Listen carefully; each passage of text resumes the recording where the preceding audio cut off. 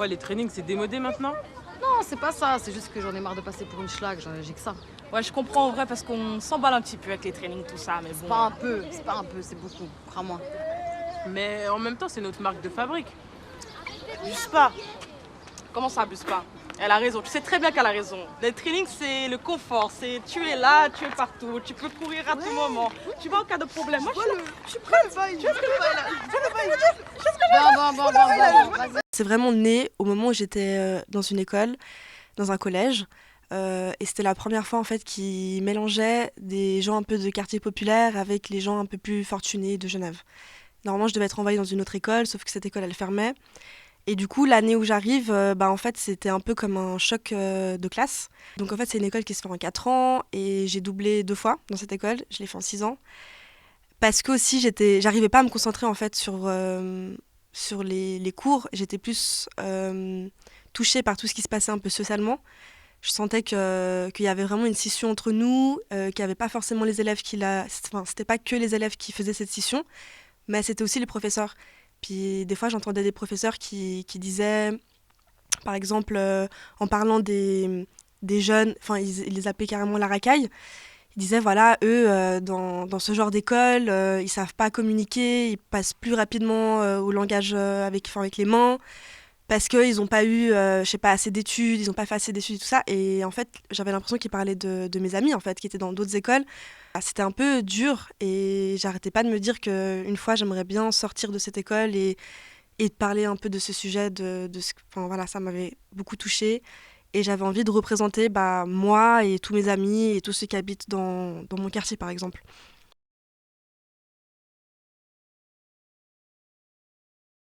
Alors, il n'y a aucun comédien dans le film. Tout le monde joue un peu son propre rôle.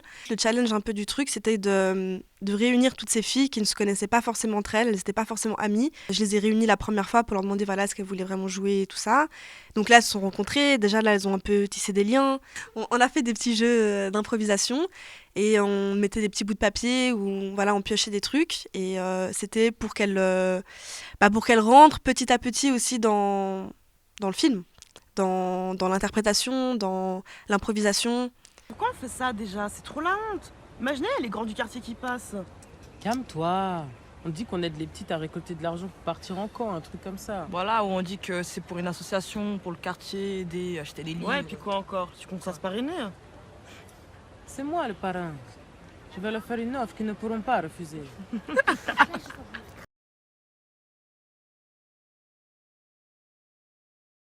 Le lieu de tournage, il se passe en bas de chez moi, il se passe chez moi, il se passe en dessous de chez moi, il se passe à côté de chez moi, il se passe... Enfin, tous les lieux qui gravitent autour de chez moi, en fait, c'est les lieux de tournage. En fait, quand j'étais petite, je regardais souvent à travers cette fenêtre, là où Aïsla, elle regarde, où elle écoute les bruits du parc, les enfants qui jouent et tout ça. Et souvent, je regardais cet endroit avec beaucoup de nostalgie, en imaginant qu'en fait, tous mes amis, sûrement, allaient partir un jour, allaient déménager.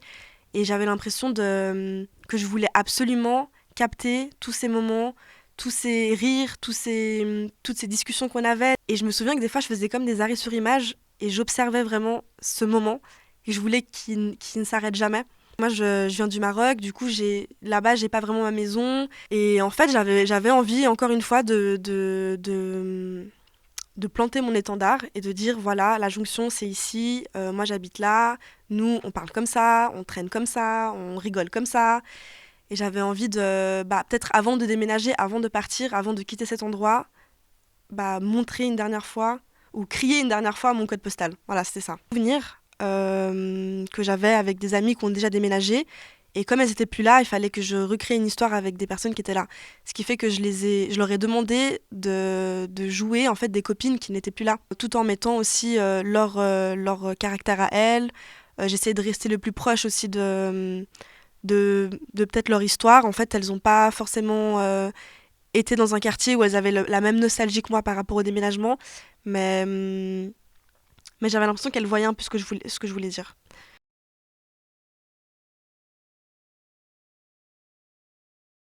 À la base, tout était écrit, les phrases, tout ça, c'était tout prévu. Mais je leur ai pas donné le scénario jusqu'à quelques jours avant le tournage. En fait, on répétait plutôt des scènes qui étaient hors scène. ce qui aurait pu se passer avant, ce qui aurait pu se passer après, mais jamais la scène elle-même. Quelques jours avant le tournage, quand même, elles stressaient et donc elles m'ont demandé de leur donner quand même le scénario. Donc on l'a quand même visité.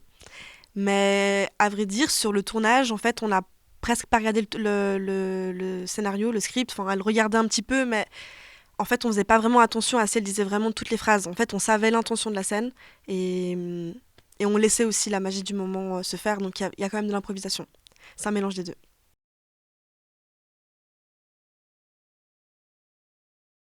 C'était la première fois que je faisais jouer des enfants et j'ai pas mesuré en fait que c'était beaucoup de travail et beaucoup de stress aussi, beaucoup d'impatience surtout. Et donc j'ai essayé de raccourcir la scène au maximum et de les faire juste venir pour montrer qu'elles étaient impatientes. Par rapport à la vente de pâtisserie. Ce que j'avais pensé aussi par rapport aux petites filles et cette vente de pâtisserie, c'était un peu comme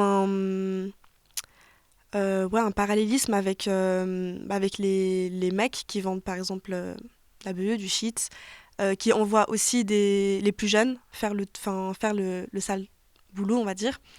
Et effectivement, oui, c'est de l'exploitation, mais là, en fait, c'était plus comme moi, je voyais mon enfance avec les plus grandes. C'était, tu peux aller me chercher une bouteille de coca, tu peux aller me chercher... Enfin, on était vraiment les petites filles qui allaient chercher les trucs chiants comme ça, mais nous, ça nous faisait une petite sortie et on se marrait. Et... Enfin, on voyait pas ça comme de l'esclavage ou de l'exploitation. Vas-y, ça me saoule de parler de ça en vrai, vas-y. Non mais viens, on en parle, dis-moi. Non mais je sais pas, ça me fait trop cogiter en fait son départ. Ça me met mal, tu sais. À ce point. Oui mec, c'est dans 3 jours mec. On a passé toute notre vie ensemble à traîner au quartier, là elle part comme ça. Ouais, mais tu sais, je me dis, faut profiter, tu vois. Faut pas rester comme ça focus sur les choses négatives. On profite de ces 3 jours qu'on a avec elle, mais elle va partir, tout va changer.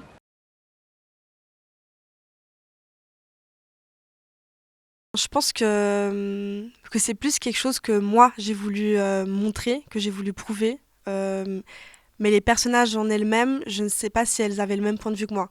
Moi, j'étais dans une perception de l'amitié, de la vie, où mes amis, c'était tout pour moi et tout ça. Et puis, en fait, à travers ce film, bizarrement, j'ai surpassé ça. Et je me suis rendu compte aussi qu'en fait, on peut aller plus loin sans forcément nos amis. Je me suis rendu compte vraiment pendant le film que toute cette ode à l'amitié que je faisais, elle est juste à ce moment présent, mais en faisant le tournage, en faisant le montage, en créant le film, je me suis rendu compte qu'en fait, je pouvais aussi exister sans mes amis.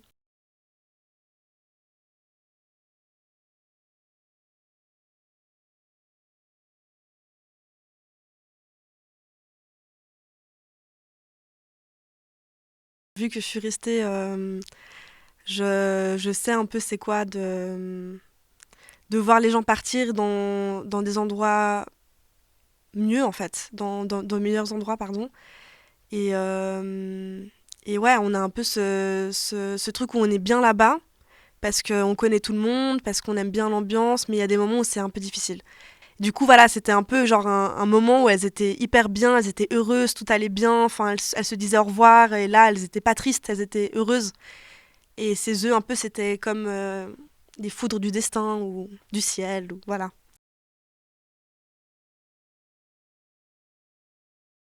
J'ai l'impression déjà que... Enfin, j'ai déjà du mal à y croire, en fait, quand vous me dites 10 langues, je vois pas encore comment c'est possible que ce film soit lu en 10 langues.